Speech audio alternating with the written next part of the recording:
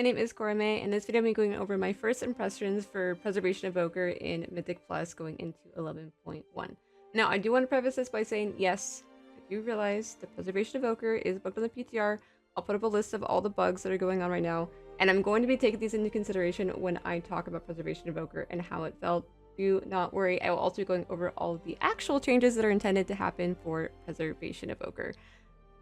But I do feel like Preservation Evoker feels the worst it has ever felt when I played it on PTR this weekend compared to all of the, because I tested pretty much all the healers this weekend, and Preservation Evoker, I was just struggling and having to work so hard on that class, and that class has been largely my main since its release, to do anything in these dungeons compared to what other healers were just having a breeze with dealing with.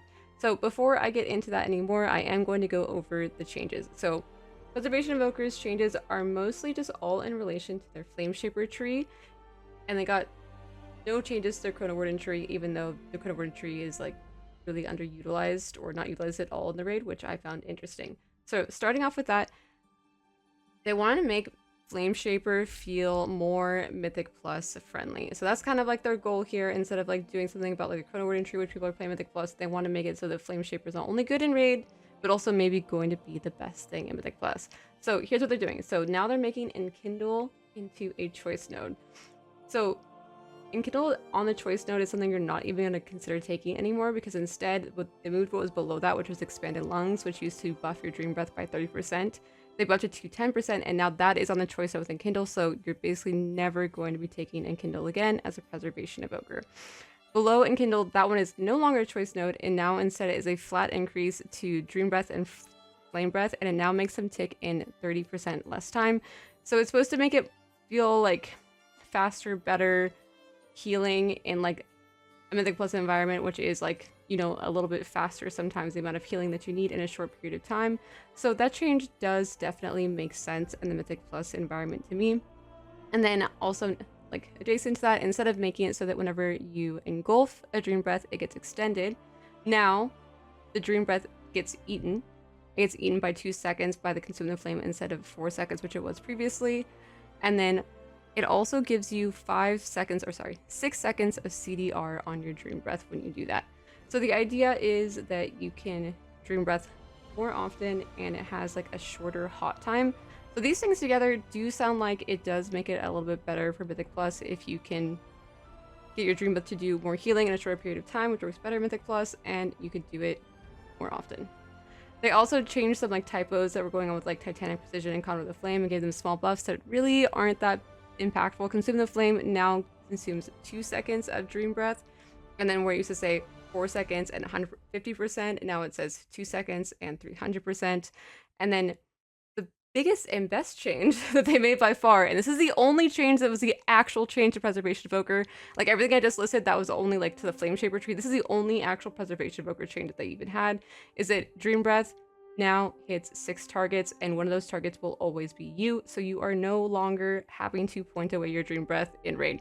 With all these changes, Consume is going to do somewhere around between like 20 and 25% more every single time you hit it, but you do have to keep in mind that instead of extending and spreading a Dream Breath, you're also losing about like 4 seconds of your Dream Breath every single time you do that, and it's also not getting spread.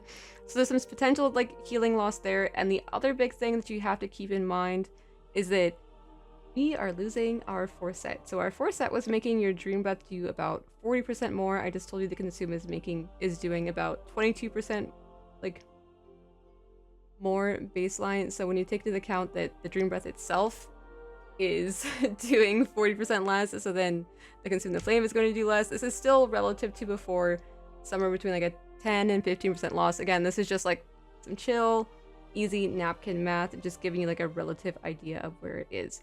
Now, for our new tier, if you aren't familiar, every single like healer has the same 2 set, which is this idea of insurance. So you have a chance on any of your heals in order to apply insurance.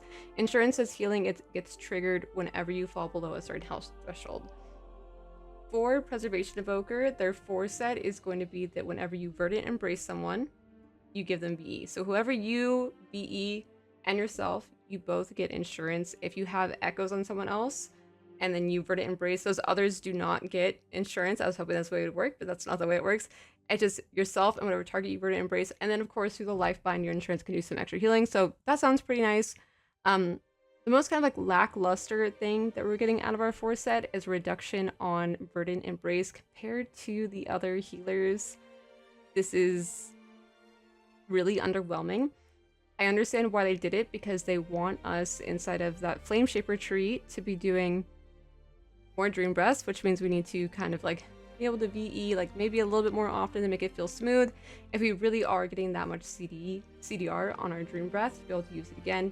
But making it our 4 set instead of something baked into our talent tree seems weird, considering it's something that would be like a long-term change, and the tier set is a short-term fix, and most of the other 4 sets are actual buffs and interactions with their healing, or just like flat buffs to their healing. So that part is a little weird. Okay, now that I spent that entire time talking about Flame Shaper, I'm going to kind of, it seems weird, but throw that out the window, because for the most part, inside of the Mythic Plus environment, I only tested Chronowarden. The reason I only tested Chronowarden is because right now Dream Breath is bugged on the PTR, where it's not getting buffed by Call of Asera. This of course means that your Dream Breath is doing 40% less than it should.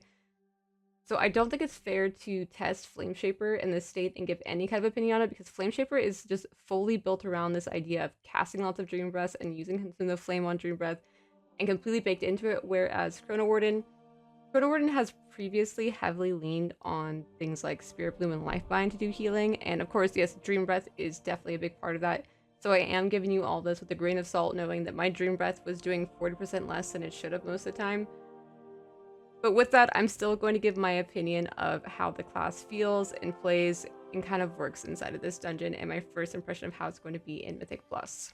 Okay, so Preservation Evoker, in my opinion, feels terribly bad.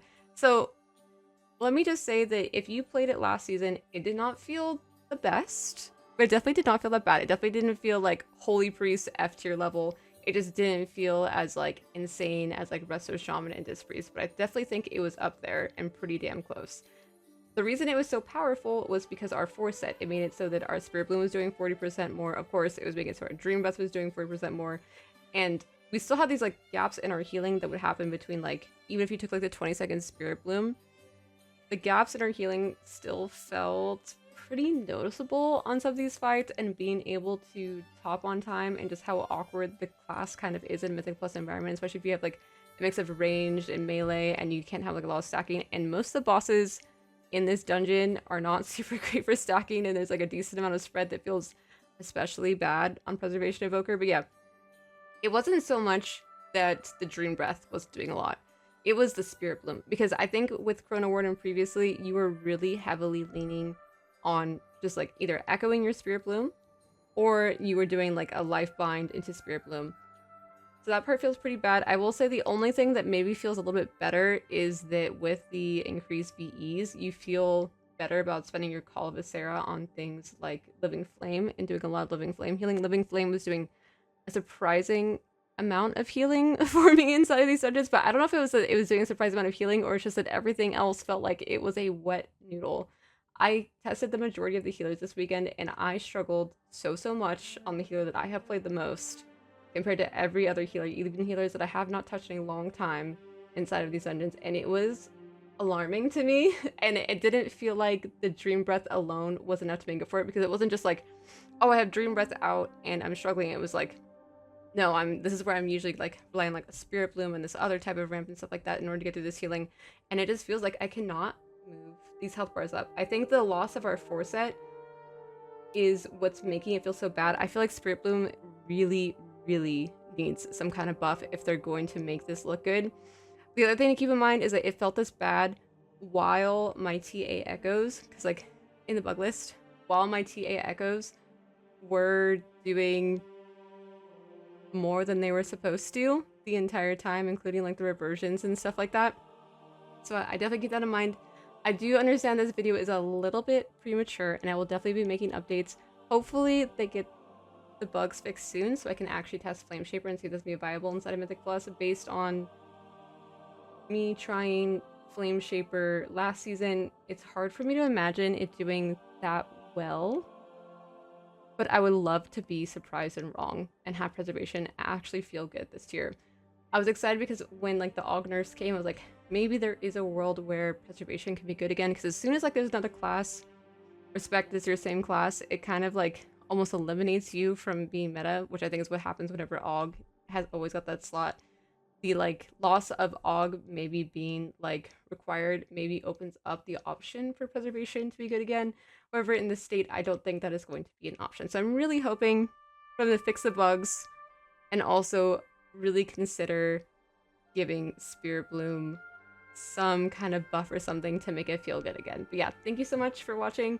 I know this was a little bit of a weird one because all the changes I talked about didn't really line up with what I tested. But again, I plan on making more updates like this. I just wanted to release one for the first week. So thank you so much. Bye.